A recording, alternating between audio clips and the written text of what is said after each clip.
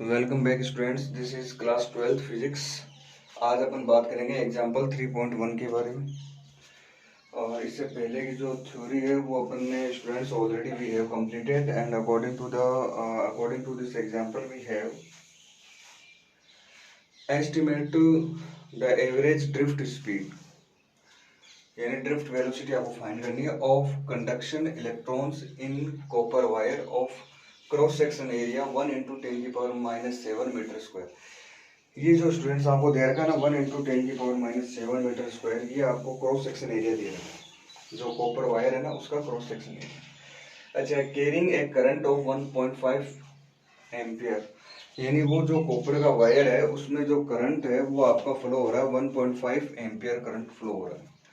Assume that each copper atom contributes roughly 1 conduction electron, यानी copper का एक atom है ना वो एक इलेक्ट्रॉन क्या करता है, फ्री करता है। ऐसी सिचुएशन है कि कॉपर का जो वायर है उसके अंदर कॉपर का एटम है और वो जो कॉपर का एटम है एक एटम एक इलेक्ट्रॉन कंडक्शन के लिए देगा। ठीक है। The density of copper is 9 × 10⁻³ kg पर मीटर क्यूब।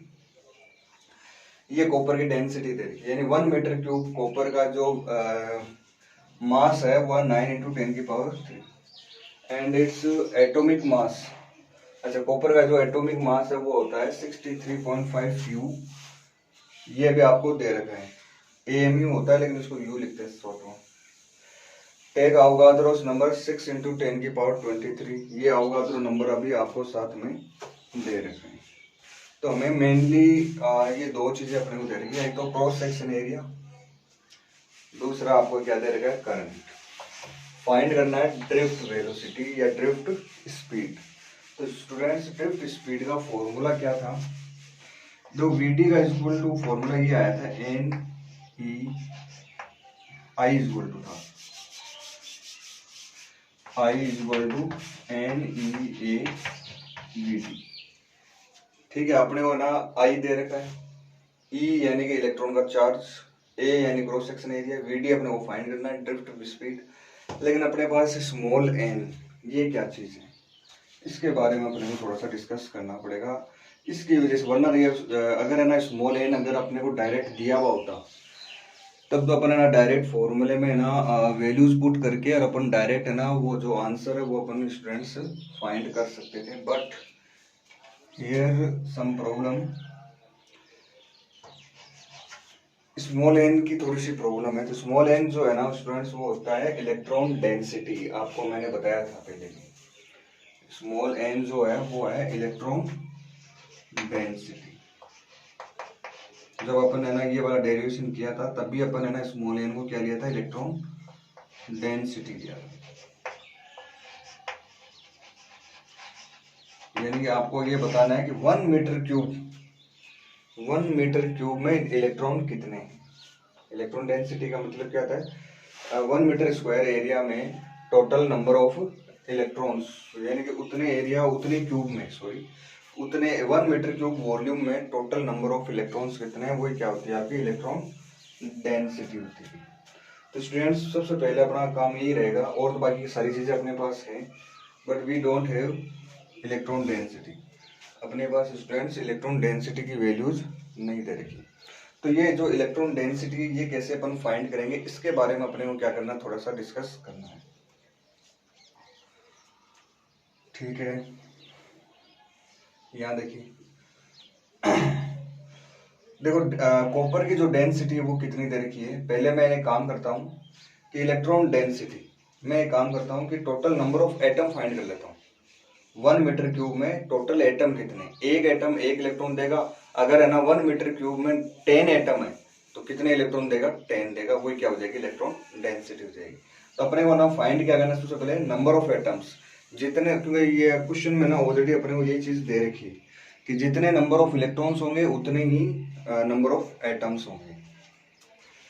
तो यहां से देखिए 1 मीटर क्यूब में मास कितना है, 9 × 10⁻³ तो मास ऑफ कॉपर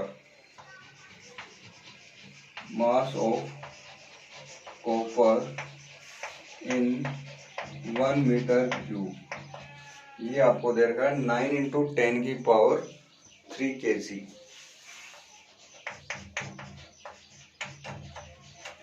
9 इंटू 3 की पावर 9 इंटू 10 की पावर 3 kg है। अब यहाँ से आपको देखना है 9 इंटू 10 की पावर 3 kg आया, इस kg को आप ना ग्राम में चेंज कर सकते हो। ग्राम में कैसे चेंज करते हैं अपन, 1000 से अपन क्या करते हैं स्टूडेंट्स, मल्टीप्लाई कर सकते हैं इस तरीके से। 9 इंटू 10 की पावर 3 तो है ही आपके पास, 10 की पावर 3 और कर देना तो ये किस में आ जाएगा, ग्राम में आ जाएगा। ठीक है, कोई दिक्कत नहीं। ओके, ये जो एमयू मास है ना, ये आपका ग्राम में होता है। जैसे कि एटॉमिक मास है ना, वो 63.5 ग्राम है। एमयू का मतलब क्या है, यहाँ पे ग्राम ही है। तो अब आप देखो, एटॉमिक मास दे रखा आपको 63.5 एमयू। अब देखो 63.5 ग्राम में कितने एटम होंगे, जितने अवोगाद्रो नंबर्स हो। जैसे कार्बन का अगर मान लो एमयू मास 12 है, इसका मतलब 12 ग्राम कार्बन जो है ना, 12 ग्राम कार्बन, उसमें नंबर ऑफ एटम्स कितने होंगे, 6 इंटू 10 की पावर 23 अवोगाद्रो नंबर के बराबर। ये तो आप लोगों ने केमिस्ट्री में पढ़ाई है। अब जैसे मान लो किसी का अगर है ना एटॉमिक मास सपोज करो 30 है, तो इसका मतलब 30 ग्राम उस मेटल का 30 ग्राम में जो है ना नंबर ऑफ एटम्स है वो कितने होंगे, 6 इंटू 10 की पावर 3। तो वही चीज मैं यहाँ पे लिख देता हूँ, 63.5 ग्राम कॉपर में नंबर ऑफ एटम। तो यहाँ देखो नंबर ऑफ एटम्स इन 63.5 ग्राम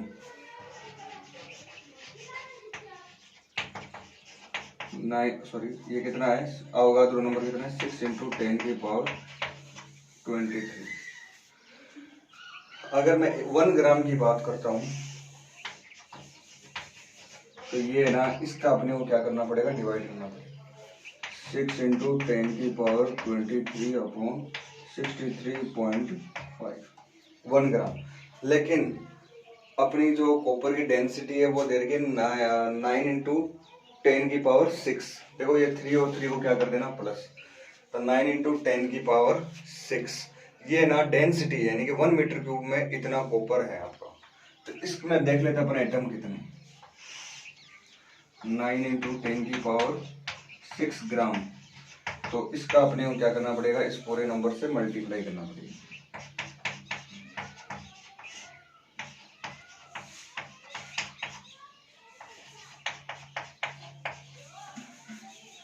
ठीक है, इसको क्या करोगे आप लोग, सोल्व करोगे। इसको जब आप सोल्व करोगे तो आपके पास आंसर जो है ना वो ये आएगा, on solving you will get 8.5 into 10 की पावर 28। 8.5 इंटू 10 की पावर 28, ये आंसर आ जाएगा। इतने एटम है। तो स्टूडेंट्स 1 मीटर क्यूब में इतने एटम है, तो 1 मीटर क्यूब में जितने एटम है उतने ही क्या होंगे, इलेक्ट्रॉन होंगे। जितने एटम है उतने ही क्या होंगे स्टूडेंट्स, इलेक्ट्रॉन होंगे। तो एन की वैल्यू मिल गई, एन की वैल्यू क्या मिल गई, 8.5 इंटू 10 की पावर 28। आई की वैल्यू 1.5 एम्पियर दे रखी है। ई यानी चार्ज ऑफ इलेक्ट्रॉन, ए यानी क्रॉस सेक्शन एरिया भी दे रखा है, और वीडी आपको फाइंड करना है, तो वो वीडी आप फाइंड कर लेना। तो 3.1 का जो फर्स्ट पार्ट है वो आपको इस तरीके से सोल्व करना है। I think you can do that. अब बात करते हैं इसका सेकंड पार्ट।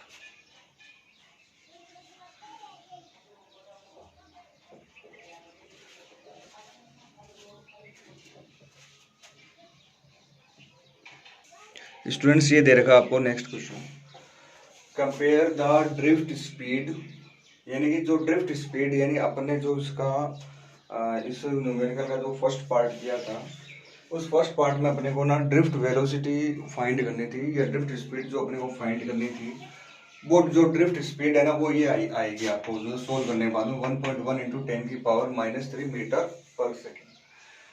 ये ड्रिफ्ट स्पीड आई। अच्छा थर्मल, अच्छा इस स्पीड को अपने को कंपेयर करना थर्मल स्पीड से। इस स्पीड को अपने को किससे कंपेयर करना है स्टूडेंट्स? Thermal speed. तो ध्यान में रखना थर्मल स्पीड जो है ना, कॉपर एटम की ले लो चाहे इलेक्ट्रॉन की ले लो, फॉर्मूला जो है थर्मल स्पीड का वो होता है √3 kBT/m।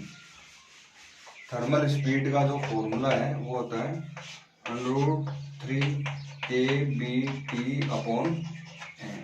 ये जो फॉर्मूला है ये आपके केमिस्ट्री में 11th क्लास में गैस वाला जो चैप्टर था उसमें ये ऑलरेडी फॉर्मूला जो है वो आ रखा है। उसमें ना ये जो फॉर्मूला है स्टूडेंट्स ये गैस के मॉलिक्यूल के बारे में था।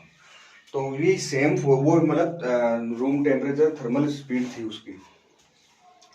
मॉलिक्यूल की जो थर्मल स्पीड का फॉर्मूला है ना वो यही फॉर्मूला था। और यही फॉर्मूला अपन स्टूडेंट्स कंडक्टर के अंदर जो थर्मल स्पीड जो है इलेक्ट्रॉन की कह दो चाहे प्रोटॉन की कह दो एक ही बात है। यहाँ पे कॉपर इलेक्ट्रॉन लिख दो चाहे कॉपर एटम लिख दो, फॉर्मूला आपको यही यूज करना है 3K। बस बात ये है कि ये जो वैल्यूज है उसके अकॉर्डिंग अपने को क्या करनी है, यूज करनी है। तो ये जो फॉर्मूला है इसका कोई डेरिवेशन अपने 12th क्लास में तो है नहीं, ठीक है।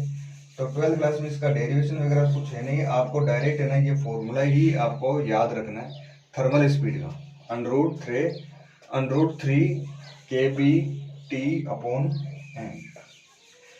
अब ना बात करते हैं अपन ऑर्डिनरी टेम्परेचर। देखो यहाँ पे लिखा है ना thermal speed of copper atom at ordinary temperature. तो ऑर्डिनरी जो टेम्परेचर है यानी नॉर्मल जो टेम्परेचर है T वो अपन लेंगे 300 केल्विन। जो स्टूडेंट्स टेम्परेचर है वो अपन कितना लेंगे 300 केल्विन लेंगे, ठीक है।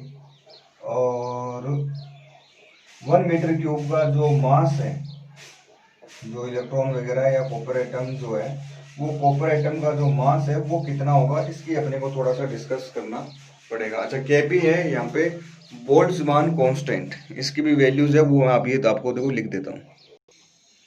तो स्टूडेंट्स यहाँ पे आप लोगों को एक चीज देखनी है कि जो टेम्परेचर है वो आपको लेना है 300 केल्विन। केबी जो है वो है आपका बोल्ट्जमान कांस्टेंट। केबी जो है स्टूडेंट्स वो क्या है, बोल्ट्जमान कांस्टेंट है। और इसकी जो वैल्यू है वो आपको ना नॉर्मली क्वेश्चंस वगैरह जब एग्जाम में आते हैं तो उसमें दिया हुआ था 1.38 × 10⁻⁻23। 3 की जगह 3 रखना।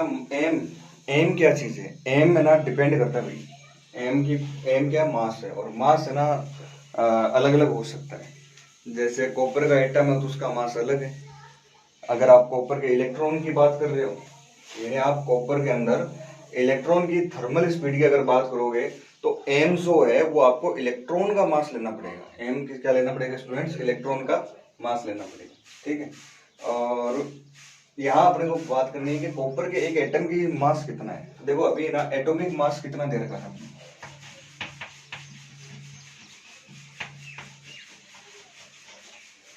स्टूडेंट्स, एटॉमिक मास है वो था 63.5 U।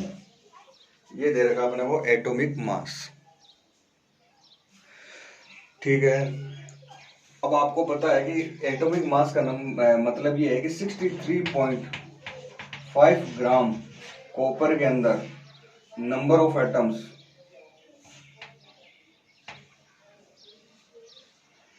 मास दे रखा है, ठीक है। इसका मतलब ये है कि 63.5 ग्राम अगर आप कॉपर लेते हो तो उसके अंदर जो एटम है वो कितने होंगे, अवोगाद्रो जो नंबर है उसके इक्वल। यानी 63.5 ग्राम अगर आपने कॉपर लिया तो इसके अंदर नंबर ऑफ एटम वो कितने होंगे 6 × 10⁻23, ठीक है। यानी इतने एटम का मास 63.5 ग्राम है। कितने एटम 6 × 10⁻23 एटम के पास जो मास है वो कितना है 63.5 ग्राम। इतने एटम के पास इतना मास है। अगर मैं 1 एटम का मास फाइंड करूं तो इसका क्या करना पड़ेगा, इधर डिवाइड करना पड़ेगा। तो मास ऑफ 1 एटम इसका डिवाइड कर दो तो 63.5/6 × 10⁻23। तो ये आ जाएगा मास ऑफ 1 एटम। और स्टूडेंट्स मास ऑफ 1 एटम जो है वो आप जब इसको डिवाइड करोगे सोल्व करोगे तो इसकी जो भी वैल्यू है वो आप लिख देना। एक बार मैं यहीं पे डायरेक्ट लिख देता हूँ बस। देखो 3 इज 3, KB की जगह KB की वैल्यू, T यानी 300, M की जगह ये लिख देना, ठीक है। और इसको क्या कर देना, सोल्व कर देना। सोल्व करने पे जो भी वैल्यूज आएगी उसके अकॉर्डिंग देख लेना क्या आंसर आता है इसका। अच्छा, एक बात का और ध्यान रखना, ये जो मास है ना ग्राम में है, ये जो मास है ना वो किस में, ग्राम में। लेकिन यहाँ अपन जो मास लेंगे वो किस में लेना है, केजी में। और ये वाला जो मास आया है ना ये क्या है, ग्राम में। देखो यहाँ पे 63.5 ग्राम है ना, तो ये ग्राम में। अच्छा, इससे जस्ट पहले वाला क्वेश्चन क्या था, उसमें अपन ने क्या किया था, केजी को अपन ग्राम में चेंज किया था, लेकिन अपन ने मास कहीं रखा नहीं था। अपन ने तो क्या किया था, केजी को ग्राम में चेंज करके अपने को तो नंबर ऑफ एटम फाइंड करने थे। नंबर ऑफ एटम है ना वो अपने को फाइंड करने थे। तो उसमें तो ना एम की वैल्यू अपन फॉर्मूले में कहीं रख ही नहीं रखी। यहाँ फॉर्मूले में अपने को क्या दे रखा है स्टूडेंट्स, मास दे रखा है। और मास आपको किस में रखना है, केजी में। तो आप इसको ना केजी में चेंज कर देंगे। केजी में कैसे चेंज करोगे, नीचे 10 की पावर 3 का क्या कर दो, डिवाइड। जो ऊपर जाके क्या हो जाएगा, 10 की पावर -3, और ये आ गया केजी। ये सारी वैल्यूज आपको इसमें पुट करनी है और फिर इसको क्या करना है स्टूडेंट्स, सोल्व करना है। तो आपका ना बी का जो फर्स्ट पार्ट है वो हो जाएगा। स्टूडेंट्स अब अपन बात करेंगे इसका, जो जैसे अपन ने फर्स्ट वाला पार्ट किया था वैसे आपको ना स्टूडेंट्स इसका जो सेकंड पार्ट है वो आपको करना है। Compare the drift speed with speed of electrons carrying current, यानी कि जो इलेक्ट्रॉन्स करंट कैरी कर रहा है उसकी स्पीड अपने को क्या करनी है, फाइंड करनी है। अब एक बात को गौर से सुनना, ये थोड़ा सा चेंज है। आप सोच रहे होंगे कि थर्मल वेलोसिटी वाला फॉर्मूला लगा दी, तो थर्मल वेलोसिटी किसकी वजह से आती है, थर्मल एनर्जी की वजह से आती है थर्मल वेलोसिटी, और कोई वेलोसिटी नहीं।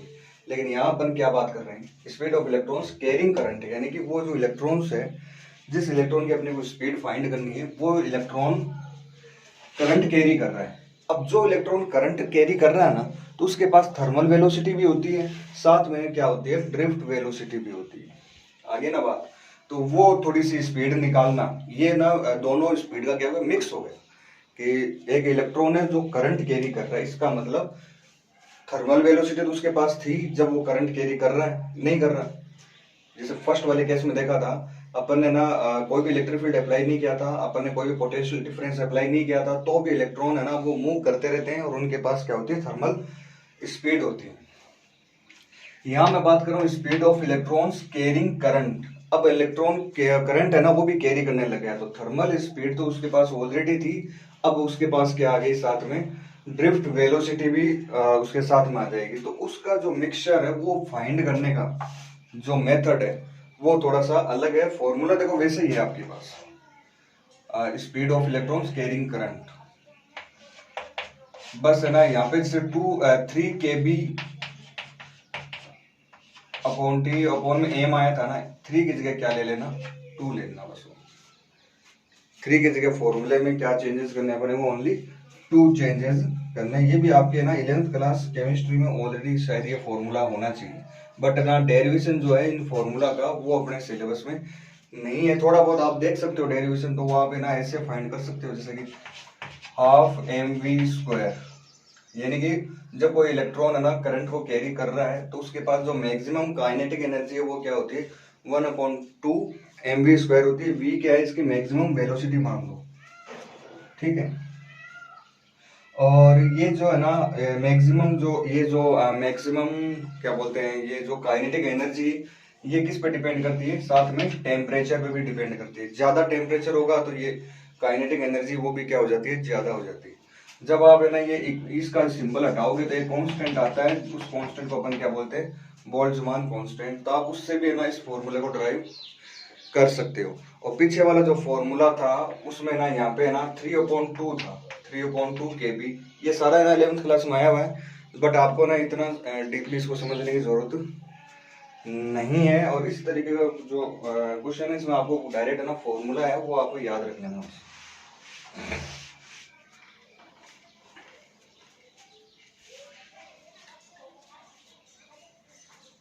तो VE इक्वल टू आ जाएगा √2 KB/T/M।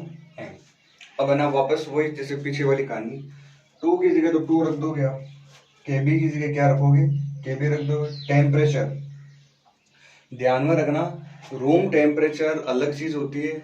जब है ना अपन है ना कोई भी कॉपर वायर है उसमें से करंट फ्लो होना शुरू हो गया, यानी इलेक्ट्रॉन है ना वो करंट कैरिंग का काम अगर कर रहे हैं,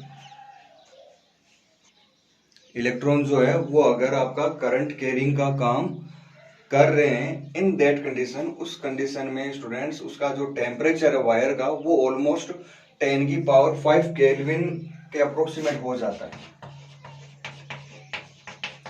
तो जब भी ना कोई कॉपर का वायर है और उसमें करंट कैरिंग हो रहा है, यानी करंट उसमें फ्लो हो रहा है, तो उसका जो टेम्परेचर है वो कितना होता है, लगभग 10⁵ केल्विन के आसपास अपन नॉर्मल टेम्परेचर लेते हैं। केबी की जगह केबी ले लेना। M mass of electron, students mass of electron आपको पता है 9.1 इंटू 10⁻31।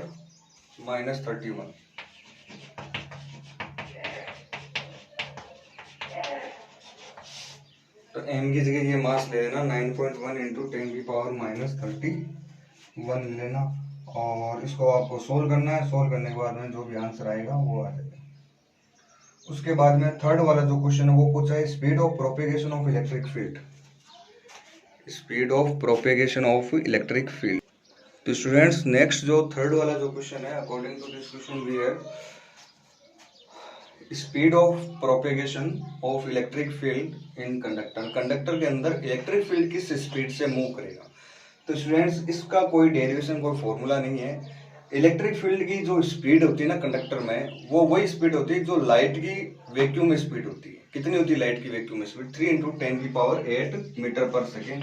वही सेम स्पीड इसकी होती है, 3 इंटू 10⁸ मीटर पर सेकेंड। यानी हम ये मानते हैं कि कंडक्टर के अंदर जो इलेक्ट्रिक फील्ड के जाने की जो स्पीड है, इलेक्ट्रिक फील्ड के प्रोपेगेशन की जो स्पीड है, that is equal to the speed of the light in the vacuum, and it is equal to 3 into 10⁸ metre per second.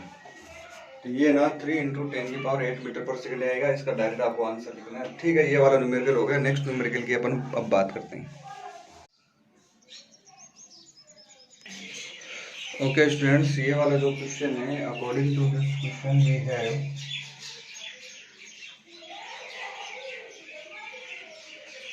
according to this question students we have a potential difference of 100 volt. A potential difference of 100 volt is applied to the ends of a copper wire 1 meter long. Students, here you can see that the length of the copper wire is 1 meter long and the applied potential difference is 100 volt. Calculate the average drift velocity of the electrons at, इसको छोड़ो, इसको अपन बाद में देखेंगे। सबसे पहले अपन इसको देखते हैं। Calculate the average drift velocity of the electrons. अच्छा, आपको गिवन क्या क्या है? एक तो पोटेंशियल डिफरेंस V दे रखा है, ठीक है, V आपको दे रखा है 100 volt, no problem. Length of the wire 1 metre long, ठीक है। Calculate the average drift velocity of the electron. Conductivity of the wire यानी सिग्मा आपको दे रखा है 5.81 इंटू 10⁻7, एंड इलेक्ट्रॉन डेंसिटी यानी कि स्मॉल n की वैल्यू दे रखी है 8.5 इंटू 10⁻28। ठीक है, इसमें ना स्टूडेंट्स कहीं पे आपको ना करंट दे रखा है क्या? नहीं दे रखा। अच्छा, वीडी का जो फॉर्मूला है उसके अंदर ना, देखो वीडी का हमने एक फॉर्मूला ड्राइव किया था, कुछ इस तरीके से था, ई टो अपॉन एम ऐसे कुछ करके था। तो क्या था? रिलैक्सेशन टाइम था, लेकिन अपने को इस क्वेश्चन में स्टूडेंट्स रिलैक्सेशन टाइम भी अपने को गिवन नहीं है, रिलैक्सेशन टाइम भी नहीं देगा, तो ये वाला फॉर्मूला मैं नहीं लगा सकता। अच्छा, लास्ट जो क्वेश्चन अपन ने किया था उसमें एक फॉर्मूला था I is equal to NEAVT, लेकिन उसमें फॉर्मूले में अपने को क्या चाहिए? करंट चाहिए, साथ में क्रॉस सेक्शन एरिया भी चाहिए, और ये दोनों चीजें भी यहाँ पे इस क्वेश्चन में मिसिंग है। सो अपन ये वाला जो फॉर्मूला है VD फाइंड करने के लिए, ये फॉर्मूला भी स्टूडेंट्स अपन अप्लाई नहीं कर सकते। तो फिर कौन सा फॉर्मूला अपन को लेना चाहिए? तो स्टूडेंट्स एक फॉर्मूला और अपन ने प्रूफ किया था J का, करंट डेंसिटी का। एक रिलेशन फाइंड किया था अपने। जे का जो फॉर्मूला है वो था J is equal to n e v d. J is equal n e v d या e N V D, E N V d. ठीक है, ई यानी चार्ज ऑन इलेक्ट्रॉन, एन ये रहा, वी डी अपना फाइंड कर ले, लेकिन करंट डेंसिटी ये नहीं दे रखा अपने। लेकिन जे का अपन एक रिलेशन बनाया था, J is equal to sigma E. Sigma अपने को दे रखा है देखो ये, लेकिन प्रॉब्लम आ गई ई नहीं दे रखा। तो एक काम करो, ई को आप क्या लिख सकते हो, E is equal to V is equal to क्या होता है, ई डी होता है। डी डी क्या है यहाँ पे, एल यानी length of the wire. Wire कितना लेंथ है, एल है। तो ई को अपन लिख सकते हैं वी अपॉन एल। वी क्या है, पोटेंशियल डिफरेंस, और एल क्या है, लेंथ ऑफ द वायर, यानी पूरे वायर की लेंथ। तो स्टूडेंट्स इसको और इसको आप है ना इक्वल रख देना, sigma V upon L is equal to E N V D. E N को इधर ले आना नीचे, तो वी डी का नया फॉर्मूला बन गया sigma V upon E N L. अब है ना ये सारी वैल्यूज है ना वो पुट कर देना, और ड्रिफ्ट वेलोसिटी जो है वो आप फाइंड कर लेना। ठीक है, तो इसमें आपको अब ना आगे कोई प्रॉब्लम नहीं आएगी। अब आप ना आगे ना स्टूडेंट्स इस क्वेश्चन को आप सोल्व कर सकते हो। अच्छा, इतना करने के बाद में आगे देखिए,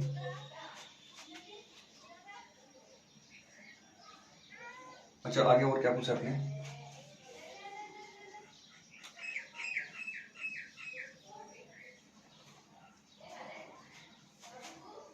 शायद मैंने ना क्वेश्चन पूरा लिखा नहीं इसमें ना, एक सेकंड रुकना, मामला गड़बड़ हो गया। देखिए, drift velocity of electron, compare it with the thermal velocity. Compare with the thermal velocity, यानी ये जो ड्रिफ्ट वेलोसिटी आई है ना, इसको थर्मल वेलोसिटी के साथ कंपेयर करना है। ये यहाँ पे थोड़ी सी एक लाइन मिस हो गई, यहाँ लिख देना compare with the thermal velocity. यहाँ लिख देता हूँ compare with the thermal velocity, compare with the thermal velocity at 27 degree Celsius. तो थर्मल वेलोसिटी का अभी आपको मैंने फॉर्मूला तो बताया था, v is equal to √3 kBT upon m। 3 के जगह 3 kb आपका क्या हो जाएगा 1.38 इंटू 10 की पावर माइनस 31 था या 28 था, वो जो भी लिख देना। T यानी टेम्परेचर 27 डिग्री सेल्सियस है, लेकिन आपको ना टेम्परेचर किस में यूज करना है स्टूडेंट्स, केल्विन में यूज करना है। तो टेम्परेचर आप है ना केल्विन में यूज करो, 300 कर देना। एम यानी मास ऑफ इलेक्ट्रॉन वो लिख देना, बस हो जाएगा। और तो ये वाला जो न्यूमेरिकल है स्टूडेंट्स ये आप लोग कर लेना सर। इसके बाद में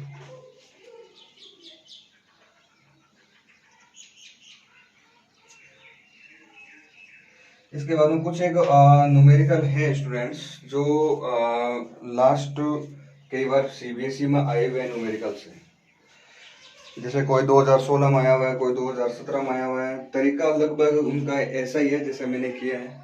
तो वो जो न्यूमेरिकल है वो आपको मैं उसकी पिक सेंड कर दूंगा, वो आप बैठ के वही न्यूमेरिकल सोल्व कर लेना जो 2010 के बाद ही आए हुए हैं।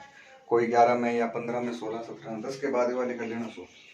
उनकी मैं आपको पिक सेंड कर दूंगा, साथ में सॉल्यूशन भी है वो भी आपको सेंड कर दूंगा, वो आप बैठ के सोल्व कर लेना। एनसीईआरटी में ना ये दो न्यूमेरिकल थे अभी एग्जाम्पल में, अब आगे कोई न्यूमेरिकल आएगा वो देख लेंगे। अब आगे जो नेक्स्ट जो अपना टॉपिक है students, mobility of charge carriers. Next topic is mobility of charge carriers. Okay students, next जो अपना टॉपिक है वो है मोबिलिटी ऑफ चार्ज कैरियर्स। चलो इसको समझते हैं पहले, मोबिलिटी क्या होती है। The conductivity of any material is due to its mobile charge carriers. The conductivity of any material, the conductivity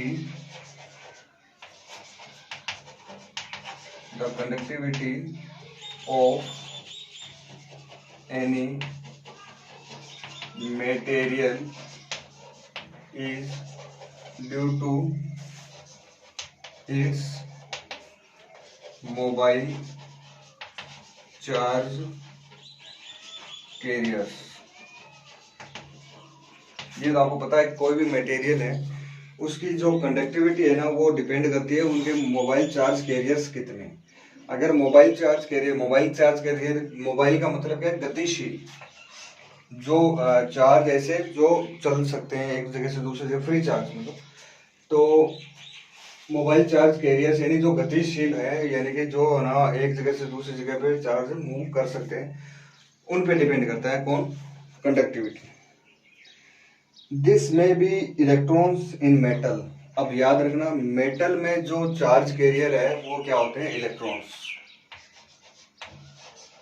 metal में जो चार्ज कैरियर है वो क्या होते हैं स्टूडेंट्स, इलेक्ट्रॉन्स। ठीक है। और क्या बोलते हैं, इलेक्ट्रोलाइट। इलेक्ट्रोलाइट समझ गए क्या आप लोग, ये तो आप लोगों ने केमिस्ट्री में बहुत पढ़ा है। इलेक्ट्रोलाइट में जो चार्ज कैरियर है ना वो पॉजिटिव और नेगेटिव दोनों तरीके के होते हैं, आयंस होते हैं, पॉजिटिव एंड नेगेटिव आयंस। तो इलेक्ट्रोलाइट का मतलब ना, जैसे कि ना कोई भी सॉल्यूशन ले लो, जैसे कि NaCl का सॉल्यूशन है। अगर आप NaCl को पानी वगैरह में ऐसे मतलब इसको डिसोल्व कर लोगे NaCl को, तो NaCl ना जब अगर आप ना एक प्लस माइनस लगाओगे तो उसमें इलेक्ट्रोलाइट में जो चार्ज कैरियर वो हो जाएगा Na प्लस और Cl माइनस। तो Na प्लस क्या है, पॉजिटिव आयन। Na प्लस क्या है स्टूडेंट्स, पॉजिटिव आयन है। Cl माइनस क्या है, नेगेटिव आयन है। और इसके वजह से ही आपका जो करंट है वो फ्लो होता है। ठीक है, तो मेटल और इलेक्ट्रोलाइट समझ में आ गया। अब बात करते हैं सेमीकंडक्टर। तो स्टूडेंट्स वैसे तो सेमीकंडक्टर जो है ना वो आपके सेकंड जो बुक है ना अपनी, उसके अंदर पूरा एक पार्ट है, एक चैप्टर है, पूरा 6 चैप्टर है उसका। लेकिन थोड़ा सा मैं आपको बता देता हूँ सेमीकंडक्टर क्या होते हैं। सेमीकंडक्टर जो है ना वो ना तो मेटल होते हैं, ठीक है, ना तो वो मेटल होते हैं, ना ही वो इंसुलेटर होते हैं। यानी सेमीकंडक्टर बीच का एक ऐसा मटेरियल हो गया जिसमें मेटल के भी गुण हैं और इंसुलेटर है उसके भी गुण हैं। इसमें क्या होता है कि ये कुछ ऐसा सिस्टम होता है जो आपको अभी तो मैं क्या समझाऊं आपको। सेमीकंडक्टर में क्या होता है कि जैसे इलेक्ट्रॉन्स होते हैं करंट फ्लो करवाने के लिए, साथ में इसमें होल और होते हैं, HOLE। सेमीकंडक्टर में करंट फ्लो करवाने के लिए इलेक्ट्रॉन्स भी होते हैं और साथ में क्या होते हैं, होल्स भी होते हैं। तो ये जो इलेक्ट्रॉन और होल्स है ना, ये दोनों मिलकर है ना जो करंट का फ्लो है ना वो करवाते हैं। करंट का जो फ्लो है स्टूडेंट्स, इलेक्ट्रॉन्स भी करवाते हैं और होल्स भी करवाते हैं। अच्छा, सेमीकंडक्टर की खास चीज ये होती है कि जब ना टेम्परेचर हाई होता है तब तो ये बिहेव करते हैं मेटल की तरह। जैसे मेटल में करंट फ्लो होता है ना, वैसे सेमीकंडक्टर के अंदर से भी करंट फ्लो होता है।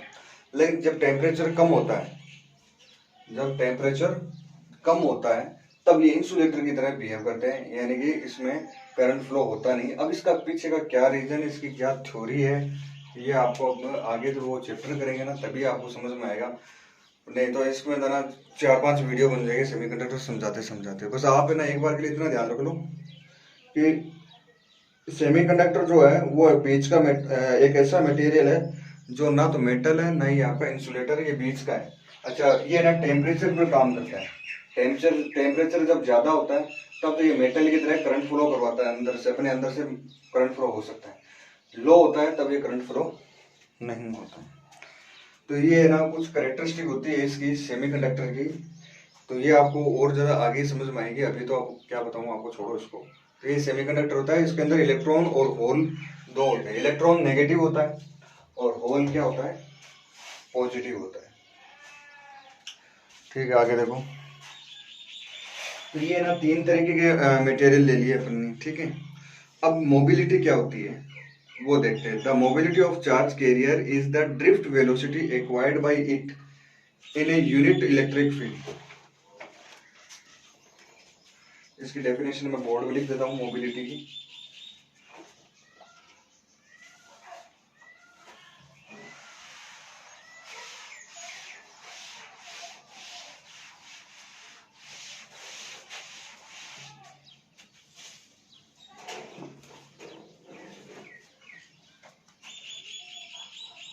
The mobility of a charge carrier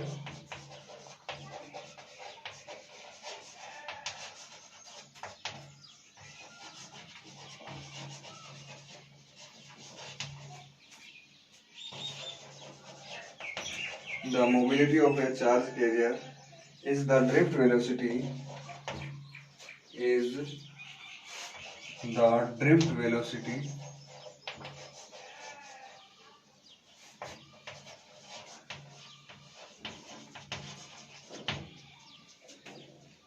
acquired by it in a unit electric field.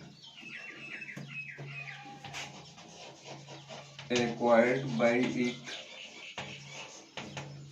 in a unit electric field. In a unit electric field. Acquired by it in a unit electric field. यानी unit electric field में कितना drift velocity कितनी हो जाएगी। जो unit electric field अगर है तो उसमें ड्रिफ्ट वेलोसिटी जितनी है ना उतना ही क्या होगा, उसका मोबिलिटी होगा। इसको ना इसका जो फॉर्मूला है स्टूडेंट्स ये होता है म्यू। म्यू का मतलब है mobility of a conductor. Mobility जो है उसका फॉर्मूला हो जाएगा वीडी यानी ड्रिफ्ट वेलोसिटी अपॉन इलेक्ट्रिक। ये फॉर्मूला आप लोगों को ध्यान रखना। अच्छा, वीडी का जो फॉर्मूला है वो अपन एक फॉर्मूला पढ़ा था स्टार्टिंग में, क्यू ई टो अपॉन एम। वीडी का जो फॉर्मूला है स्टूडेंट्स क्यू ई टो अपॉन एम। याद है क्या, जब अपन है ना सबसे पहले जब ड्रिफ्ट वेलोसिटी के बारे में स्टडी की थी, यहाँ क्यू की जगह वहां पे ना ई था। ई यानी कि चार्ज ऑफ इलेक्ट्रॉन। अब ये जो मोबिलिटी ऑफ चार्ज कैरियर से ये क्यू रखा है मैंने। क्यू रखा क्योंकि ना हो सकता है इलेक्ट्रॉन हो सकता है होल्स हो। सेमीकंडक्टर की बात करेंगे तो क्या आएगा, होल आएगा। तो बेटर है ना यहाँ पे मैंने क्या रख दिया, क्यू। ये फॉर्मूला पे आप यहाँ रख सकते हो। तो ये आ जाएगा क्यू ई tau upon m e. E से ई क्या हो गया, cancel. Q tau upon m. तो स्टूडेंट्स यहाँ पे जो ये है ना टो क्या है, रिलैक्सेशन टाइम। टो क्या होगा, रिलैक्सेशन टाइम होगा। अच्छा, मोबिलिटी की जो एसआई यूनिट है वो होती है M square V inverse second inverse. SI unit M square V inverse second inverse. ये जो फॉर्मूला है एसआई यूनिट है किसकी, मोबिलिटी की। ये भी आपको ना एक नंबर में पूछी जा सकती है, तो इसका आप लोग थोड़ा सा ध्यान रखना। ठीक है, बस इतना ही है ये टॉपिक। इसमें कुछ ज़्यादा आपको स्टडी करने की जरूरत नहीं है। आगे आपको सेमीकंडक्टर की जो मोबिलिटी वगैरह है वो आप सेमीकंडक्टर के चैप्टर में आपको करवाएंगे। इसमें इतना काफ़ी है आपके। इसके बाद में स्टूडेंट्स नेक्स्ट जो अपना टॉपिक है वो अपन नेक्स्ट वीडियो लेसन में करेंगे। आज के लिए इतना ही काफ़ी है। Thank you, have a nice day.